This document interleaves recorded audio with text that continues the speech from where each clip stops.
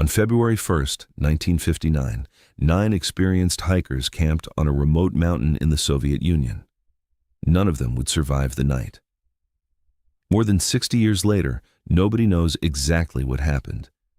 And that is why the Dyatlov Pass incident remains one of the most terrifying mysteries ever recorded. The story begins with a group of young hikers led by Igor Dyatlov. They were experienced, well-trained, and familiar with the harsh conditions of the Ural Mountains. Their goal was ambitious but achievable: complete a difficult winter expedition and return home. At first, everything went according to plan. The group traveled deep into the mountains. They documented their journey with photographs and journals. They laughed. They explored. They appeared completely normal. Then something happened. When the hikers failed to return on schedule, a search party was sent to find them. Days later, rescuers discovered their campsite. What they found was deeply disturbing. The tent had been cut open from the inside, not the outside. The inside. It looked as if the hikers had desperately tried to escape, but what they did next made even less sense. Many of them fled into the freezing wilderness wearing little or no clothing. Some were barefoot, others wore only socks. Outside temperatures were far below freezing. Remaining outside for long would be fatal. Yet they left anyway. Investigators followed footprints leading away from the tent. The tracks suggested the hikers had walked away rather than run, as if they were escaping something they believed was inside the tent, or something nearby. The first bodies were discovered beneath a large tree. Evidence suggested they had attempted to build a fire, but the fire was small, and it wasn't enough. Nearby branches had been broken several meters above the ground, as if someone had climbed the tree in a hurry, searching for something or hiding from something. More bodies were discovered over the following weeks. Some appeared to be trying to return to the tent. They never made it. Then came the most disturbing discovery of all. Several hikers were found in a nearby ravine. Their injuries shocked investigators. Some had fractured skulls. Others had severe chest trauma. One victim was missing her tongue. And yet, strangely, many of these injuries showed little evidence of external damage. It was as if enormous force had been applied without leaving obvious wounds. Investigators struggled to explain what happened. An avalanche was suggested, but the evidence didn't fully match. Military testing was suggested, but no proof was ever found. Some believed the hikers encountered a secret experiment. Others blamed rare natural phenomena. And of course, there were more unusual theories. Aliens, unknown creatures, things hiding in the mountains. Over the decades, countless explanations have been proposed, yet none answer every question.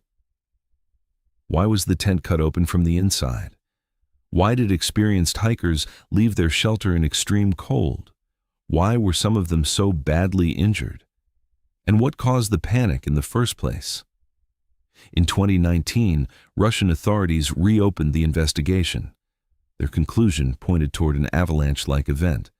Many experts accepted the explanation. Others remained unconvinced. Because even today, some details remain difficult to explain. Perhaps the truth is simple. Perhaps it isn't.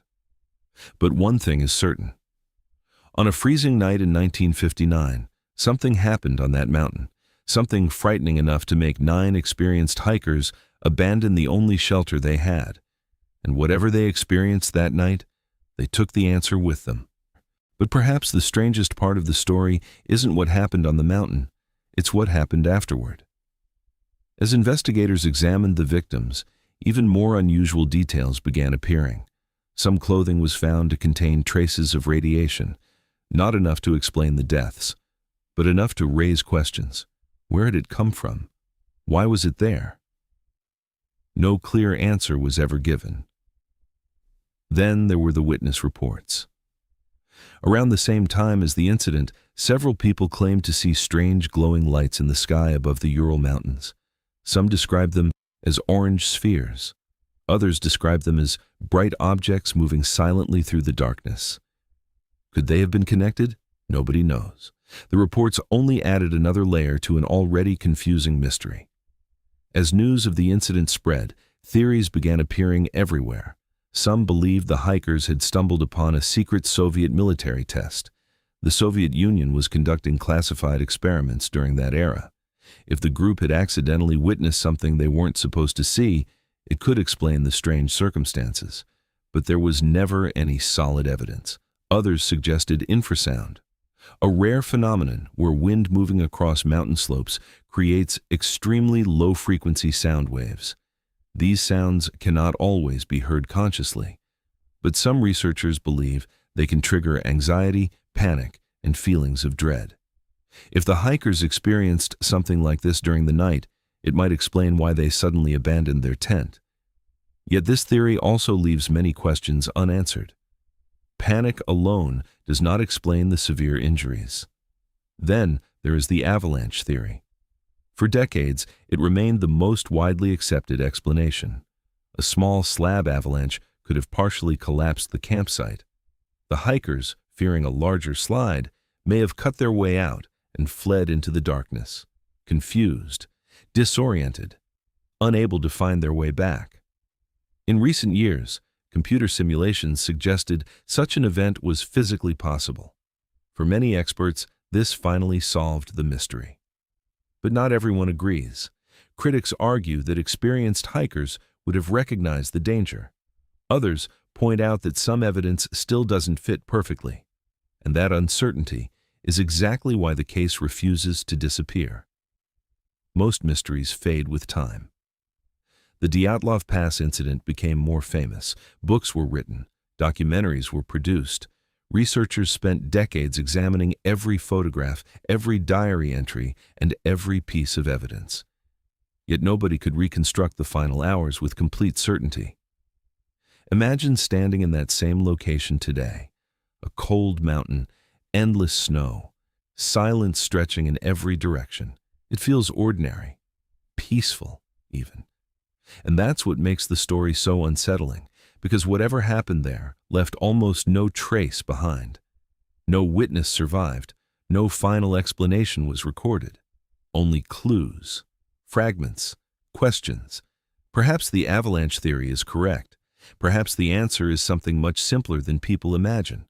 Or perhaps there are details we'll never fully understand. But one fact remains unchanged. 9 experienced hikers entered the mountains, none returned. And more than 60 years later, the world is still asking the same question. What happened on Dyatlov Pass? And why did 9 people flee into the freezing darkness that night?